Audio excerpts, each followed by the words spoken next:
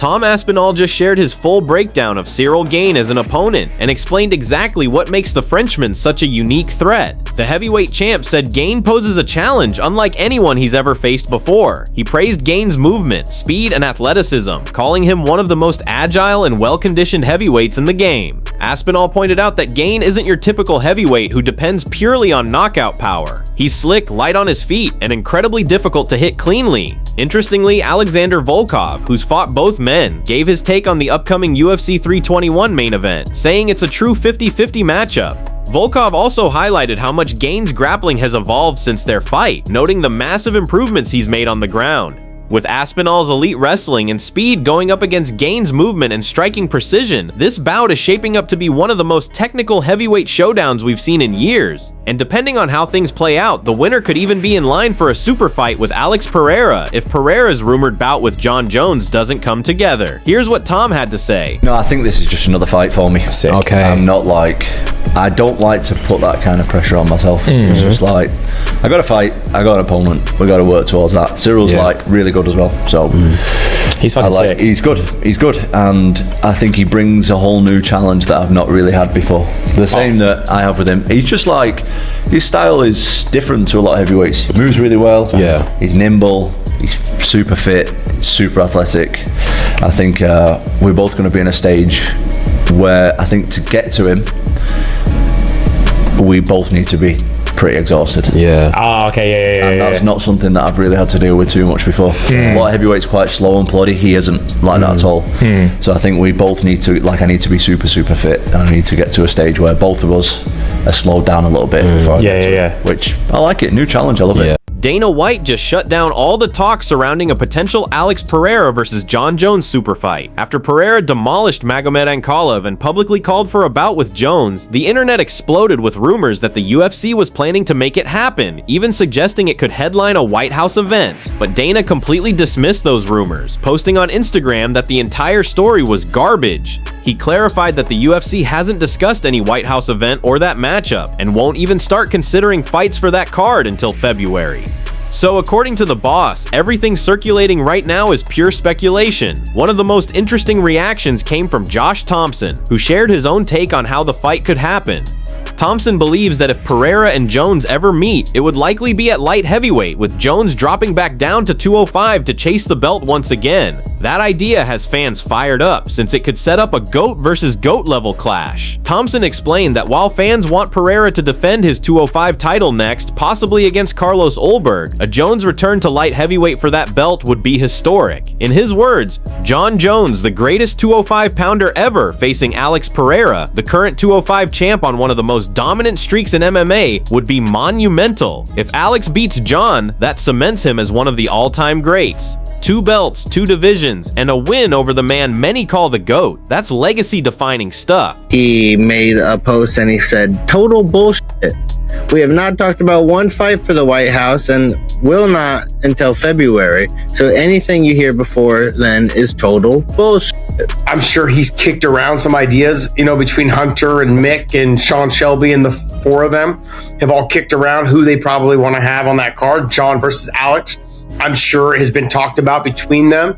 I honestly believe that if they do fight, that fight will probably be at 205 for the 205-pound title. People keep talking about the heavyweight division. And I'm fine if they want to fight at heavyweight, don't have to cut weight, but they're not fighting for the title. Jon Jones, the GOAT at 205, the greatest 205 pounder to ever do it, is going to fight Alex Pereira, the guy who is the current 205 pounder, and many believe has done basically GOAT status. Is if he beats Jon Jones, he's now the GOAT. He's got 2 belts, 2 different weight classes, and he beat the guy that everyone thought was the GOAT. One of today's biggest stories comes from Beneil Dariush, who claims he's hearing that Justin Gaethje will get the next title shot against Ilia Topuria. The lightweight division has been in complete chaos lately. Ever since Arman Tsarukyan versus Dan Hooker was announced for UFC Qatar, fans have been desperate for clarity on who's next in line for the belt.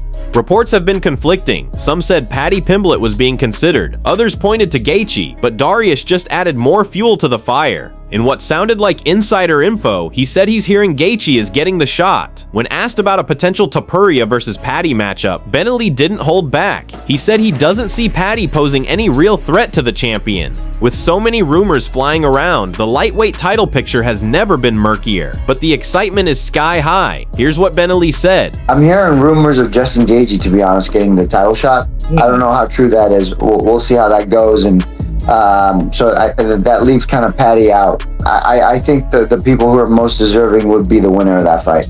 Would it be Paddy or Justin that you would like to see get the shot if it was sort of up to you?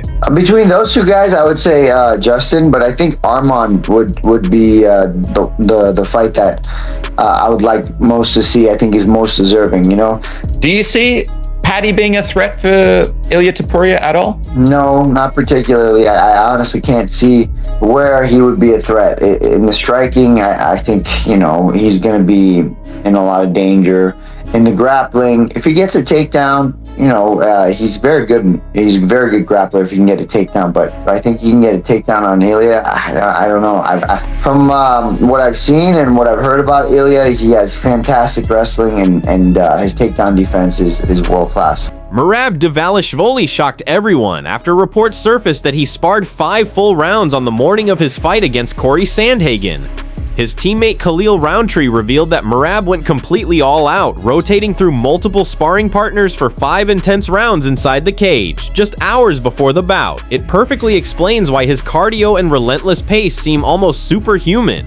Following that huge win, the champ is expected to defend his belt against Pereira in December, on a pay-per-view card that still doesn't have a main event, but you can bet Merab will be a major draw either way. With his victory over Sandhagen, Dvalishvili extended his UFC win streak to 14, placing him 4th all-time behind Islam Makhachev, Kamaru Usman, and Anderson Silva. Fans and analysts alike have started comparing his pace and pressure to Khabib Nurmagomedov's. Even Deiveson Figueiredo called him the bantamweight GOAT, praising his dominance while admitting that beating Merab would require sheer aggression and confidence. But as many have learned, matching that Georgian engine is easier said than done. Chael Sonnen broke it down. Merab sparred 5 hard rounds at noon on fight day. The only unclear part is whether it happened in the octagon or at his gym, Syndicate. But it's not the first time. He's done similar warm-ups before. And remember, you can't just find one guy to go 5 hard rounds with the champ. He had multiple partners rotating in on him. That's how intense his preparation is. Merab sparred in the cage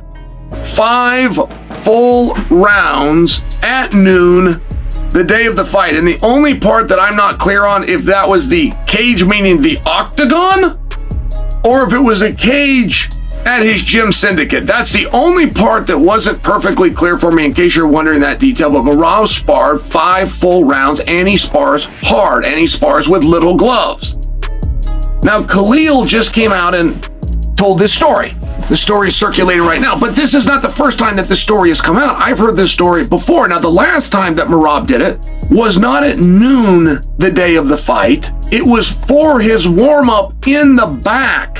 In the back, while the pay-per-view is rolling, Merab, and by the way, has multiple partners. Like, you can't just go grab a guy that can spar with the world champion 5 hard rounds. So Merab's got multiple partners. They're rotating on him. That's all for today's update. Thanks for tuning in. Don't forget to like, subscribe, and hit the bell so you never miss your daily dose of MMA news.